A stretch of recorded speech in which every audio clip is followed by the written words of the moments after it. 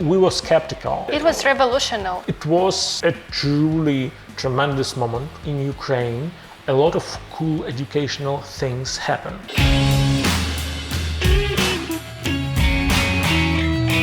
Hello world, it's Kyiv, not Kiev on the line. My name is Polina Bachuk, this is my fellow Tatiana Haiduk, and today we are doing my favorite kinds of episodes. Today we have invited a very special guest to talk about education. This is Mr. Ivan Prymachenko. Hi, Ivan. He is one of the most popular and one of the most famous Ukrainian innovative educators and one of the co-founders of the Prometheus platform. Yes. So let me please continue here about the Prometheus platform. It's the first Ukrainian platform of massive open online classes that are mostly free of charge. And they have about 100 of different courses and various topics starting from medicine to finances. Am I right, Ivan? Didn't I miss something? More than 150 already, actually. Jesus, more than 150. Yes, so thank you very much that you accepted our invitation. Thank you for the invitation. Yes. How did you get the idea of creating such platform as Prometheus? I mean, was it your initiative to bring the international standards and the best practices like Coursera to Ukraine, or did you have something greater or bigger in mind? So it was 2011, I believe. I saw first Stanford Massive Open Online courses. They just launched 3 MOOCs, and I participated in one. I was able to learn how to code in 3 months because of this CS50 Massive Open Online course. And I understood that if I, just a historian, can learn how to code, an absolutely new skill for me, online for free, it's real revolution for education. And we really need something like this in Ukraine because, I saw a similarity with printing press as a historian. Because printing press as an invention made books cheap, available to everybody, right? And because of the mass production, and Massive Open Online courses actually did a similar thing. They made these courses before it available only to students of top elite universities, available to everybody. So we can create a course from Stanford professor, and then, okay, I can learn from it, anybody can learn from it. So I think, okay, we really need something like this in Ukrainian, because if we don't, it would be like what it would be if we don't have a printing press in Ukraine, right? It would be like a madness, no country at all, no state at all. So I decided that we need to do something similar. And in 2013, I launched a first Massive Open Online course in Eastern Europe. And it's my, and our team particularly proud that we did it first and, Russians were the second in this case. How many of you were involved in the project? It was a team of only 3 persons. So it was a fully, absolutely volunteering project. I was able to persuade my university, Kyiv National University, to just, provide us a studio to shoot videos for free. And we were able to persuade professor to record videos, also absolutely for free. We did an editing ourselves. I created this first site to host course by myself, and by the way, because of the knowledge I gained through online course, so it's a little bit of recursion, So we were skeptical because, a lot of people said to us, it's not a good idea at all. It was revolutionary. A lot of people said, okay, we already have Western Massive Open Online courses. Why we need Ukrainian Massive Open Online courses? Probably people who are already interested, they will learn online on Western platforms.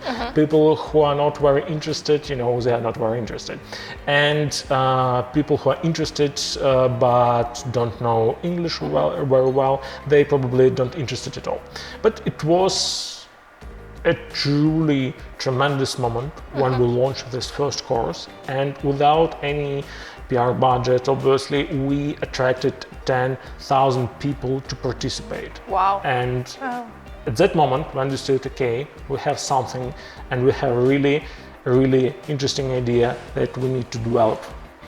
And how your confidence in what are you doing grew over the time? Because I know that you're pretty successful these years. Did the number of students already hit 1 million? Even more. So we Even have more. 1.5 million people from Ukraine right now registered on Prometheus. All Ukrainians? Or Yeah. So we have, I think, something around 1% of Foreigners. participants from other countries, but most of them are also Ukrainians living in other countries. And at first it was extremely challenging. Just to add a context, I'm from Donetsk, so we launched Prometheus as a full-scale independent platform in October 2014. It was the beginning of the war. My home city was occupied by Russian, and I understood that I have something around $2,000 as a budget to invest and to create something, and we didn't have anything else. We didn't have any grants, we didn't have any investments, any advisors, etc. We didn't have connections in media, so we were pretty tense because without any resources, it's extremely challenging to create something as big. I spoke with one really respected person in this field, and he said to me that it's a great idea actually, but you need something around $1 million to do it successfully. And he asked me, how much do you have then right now? And I said, okay, I have $2,000. good start. Yeah, and probably no way to raise even 100,000. So he said, okay, but it's unrealistic. And still we were able to do it. I think the huge thing that helped was a extremely active Ukrainian civil society at the moment, because people really actively helped us. They proposed to do some technical work, to improve our platform. They were able to generate a fundraising campaign for us, and basically they our students collected first money for us just, because they wanted to do it. We didn't ask them, it was their initiative. And then journalists really published a lot of articles about Prometheus, and it helped tremendously because then different donors, international organizations learned about our existence and ordered creation of massive open online courses from us, and it was a beginning. So when did everything start working like you wanted to work? In 2014, in 2015, or it hasn't already? Yeah, yet? It's not yet here, because I really think that we have a long way forward. We need to do a lot of things. We just started monetization of Prometheus, and it's extremely important for our sustainability, right? We're really working on fundamental upgrade for our technical platform, for our mobile apps, etc. And we work quite actively right now on new partnerships and translation, and particularly partnerships with Western universities to translate into Ukrainian their massive open online courses and launch them in Ukraine. So you've told us about the plans that you're planning to do the mobile application, etc. So you have great plans. But what about the global vision of the Prometheus platform? Do you have the one, and can you share it with us? Going into universities, being global, or something like the global vision? Yeah, of the so future? I'm a little bit limited in publicly speaking about it, but I think we can, and I can personally share two things. First of all, we definitely interested in something more than just online courses, and it's not a secret that Western online courses platforms move to full-scale educational programs online, and I think it's fair to say that we are quite interested in the same direction for Prometheus. And on the other, so it definitely will require more close partnership with universities, with Ukrainian, maybe Western universities, etc. So I think it's one area of focus for the next few years for us, definitely. On the other hand, we're definitely interested in scaling outside of Ukraine. We will see when it happens, and we will see in which format it will happen. But I think we are definitely moving this way. I cannot, spoil anything yet, but I hope we will have some announcement next year. So I would like us to slowly move to the education issues in Ukraine in general. What is wrong with the Ukrainian education system? I mean, the systematic problem teachers and students are facing daily, starting from schools, ending with universities. So I think there are a lot of problematic things with Ukrainian education, but first of all we need to speak about teachers' education, because teachers cannot teach better than the level of education that they got themselves, right? And unfortunately we have really outdated and really poor quality system of teacher training and education in general in Ukraine, because right now we're in the middle of school reform in Ukraine, new Ukrainian school, but it's also a problem that this particular reform it's definitely a step in the right direction, absolutely. But on the other hand, it didn't tackle this particular issue of reform of teacher education, and we really need to do it quickly, because without it, any other reforms, they cannot achieve a fundamental difference. On the other hand, it's not sexy topic, but it's really important one. It's it's finance reform for education, right?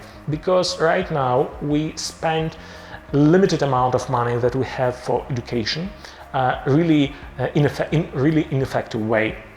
Just one example, right?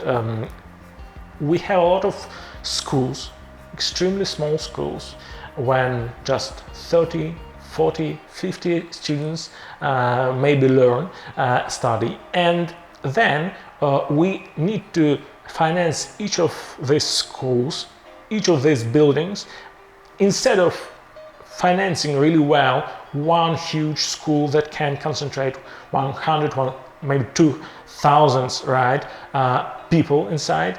And really we can invest then into teacher salaries, we can invest into labs, we can invest into many things, but right now we don't use this money and don't concentrate them effectively. So we need to optimize school network. But on the other hand, we have a huge challenge with the populism, because it's extremely anti-populist reform. Because you need to close schools in small villages, in small How would you explain that cities. to teachers, to parents of school children, that now they should move 10 kilometers to the closest town? And I think there is no other way. Western experience says to us that there is just no other way. It's the only way to move forward. But people don't want it. And I think it's really important that in the future some not very populistic Ukrainian government should try and force this reform, because it will really hugely benefit Ukrainian children, especially from villages and just rural areas. And I would say the third huge component of any educational fundamental reform, and what we don't have right now in Ukraine, is quality of educational management. It's really important that university presidents, they should be really professionals, first of all. They shouldn't be politicians. Right now, let's be honest, often they are like local politicians who just balance local stakeholders, local influential people, and they're not very good at their job. Following the questions about educational reforms at schools and talking about the new Ukrainian school, I see that it changes a lot, and some Ukrainian school are now more like American one and European ones. And let me just explain my concern and the concern of probably lots of parents. When I started studying at school at the age of 6, I knew how to write, how to read, I knew several English words, I knew how to count, so did my classmates. Right now, even first and second and probably third grade students at schools, they do not know how to write, they do not know how to read, not all of them. Instead, they are taught to communicate, to make up dialects, to cooperate together. They are taught those popular soft skills. So lots of parents' concern is that we are sacrificing those world-famous Ukrainian theoretical ground for the sake of soft skills. Is it a problem, or is it very good for Ukraine, and how do you perceive this reform? I think so. First of all, I think we should balance obviously between hard skills and soft skills, right? We definitely need hard skills, we definitely need soft skills in 21st century. But I think there is a good, decent way to balance these things together, and just to teach them enough of both from both worlds.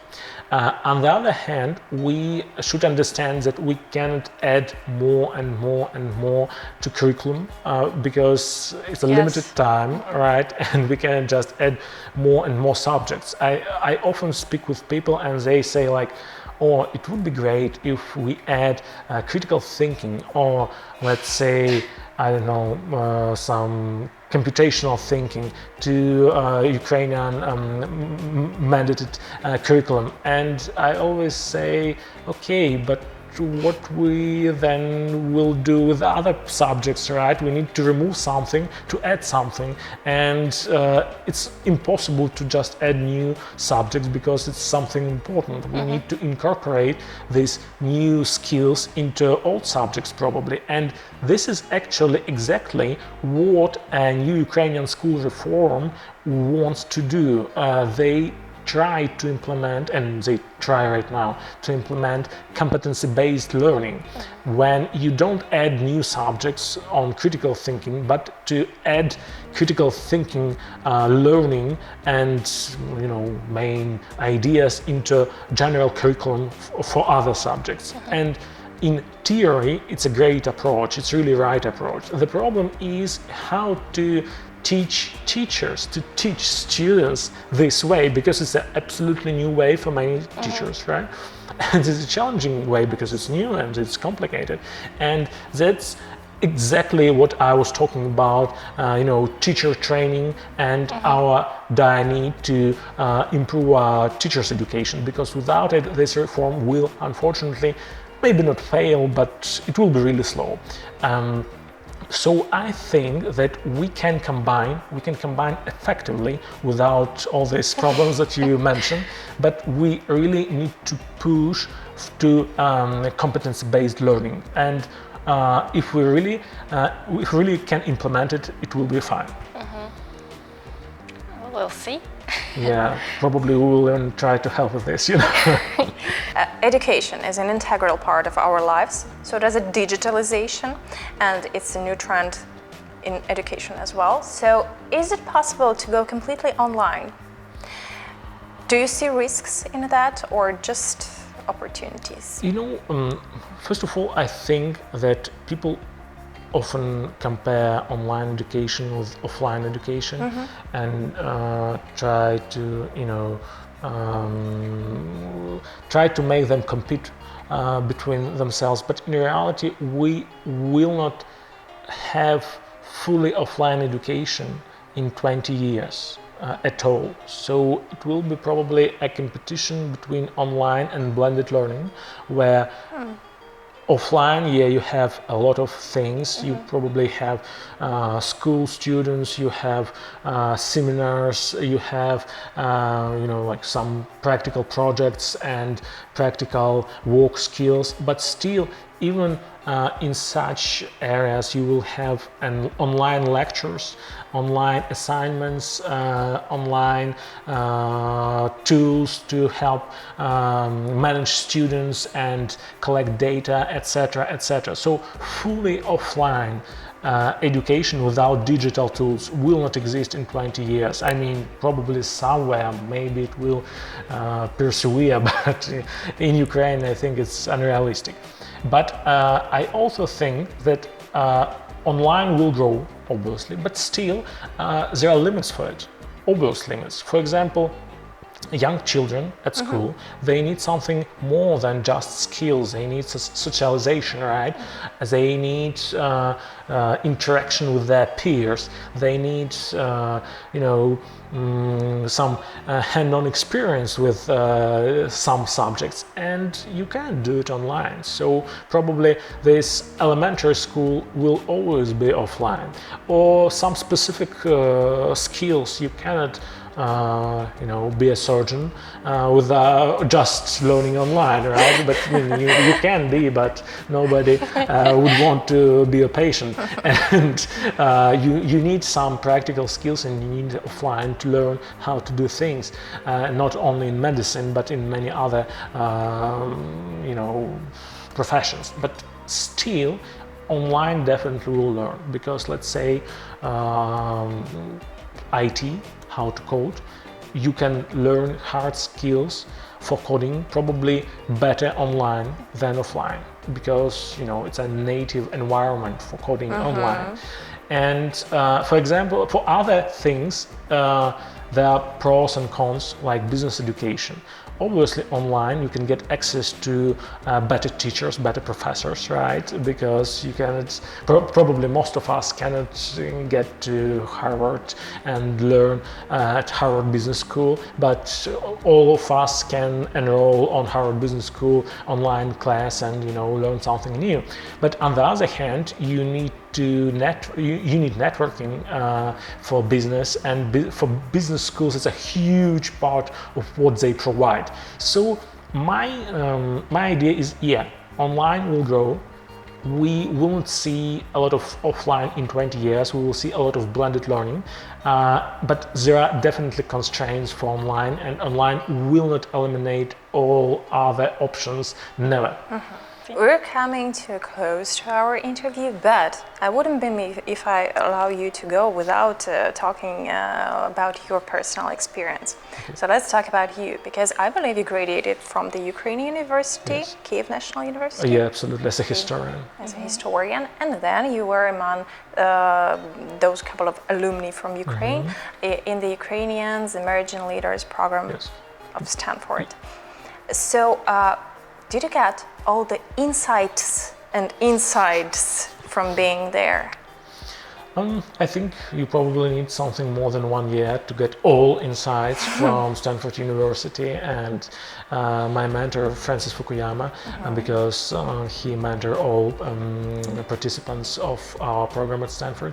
But I also think that it was a huge experience, personal experience for me, because I saw how things done on the highest level by the most outstanding people in the world in their respective fields by Western educational online platforms. And it was a huge inspiration, because it's not only about hard skills or soft skills, it's also about inspiration. When you see that something done on the completely different level, you think, okay, I want to do something like this in Ukraine, I want to do something better then, and it's a huge boost for you. So I think that our program is a fellowship, and I think it's absolutely right to call it fellowship, because it's not some master's degree program with expected outcomes by the end. It's very flexible, and I think it's a long-term program. Then we will see results for this program, for this fellowship, on the level of participants in 5, 10, 15 years, but then I hope we will see great results, especially because a lot of great people from Ukraine was participants, Sasha Starogutsev, for example, Alex Romanyukov, Pasha Ozhesh, and many others, Dima Romanovich, etc. So I think we'll see, I hopefully think that we will see a lot of huge and great things from graduates from this fellowship. I'm sure we will. Yeah, I will work on it at least. Yes. So coming to an end, my last question is: we traditionally ask our guests, what should the viewers, the audience of Kyiv Not Kyiv channel, remember after they see an interview with Mr. Ivan Prymachenko, with the innovative educator and with the co-founder of the Prometheus platform? What should they keep in mind? I would say that you should know that in Ukraine a lot of cool educational things happen. I mean, Ukraine is not a second-tier country for education. Yeah, we have a lot of things to do, but on the other hand, and it's not only about online education, we have other outstanding initiatives, and we really sometimes in Ukraine do things that nobody else does in the world. Just one example and a final example. There is an organization, Ukrainian Global Scholars. It was founded as a charity foundation by Ukrainians, graduates from top Western American universities, Harvard, UPenn, MIT, etc. And they help Ukrainian school students to get into prominent best American universities, colleges basically. And in 5 years, their participants get into Harvard, Stanford, UPenn, Columbia, MIT, and I think almost all top American universities. But the best thing, they don't have money obviously to get, and this organization helps them to get a full scholarship. And in 5 years, participants of this program from small villages, small cities, they were able to get $15 million as a scholarship. And really, I was at Stanford. There is no other, similar thing in other countries. So few countries tried something like this, but nobody succeeded on this level. And I think it's a good thing to remember about Ukraine and Ukrainians, even if we don't have, far from it, the best educational system in the world, but we can surprise you in a positive way. Thanks. So cool to hear that. Thank you very much for the conversation. Thank you for an exciting conversation. Yeah, I've got a lot of insights actually about the way we could organize our education system, and with the help of online courses as well. Okay, we're going to finish it up. These were Polina Boityuk, Tetiana Haiduk, and our very special guest, Mr. Ivan Prymachenko. Stay safe, stay kind. Remember, it's Kyiv, not Kiev, and wait for the next episode. From Ukraine with love.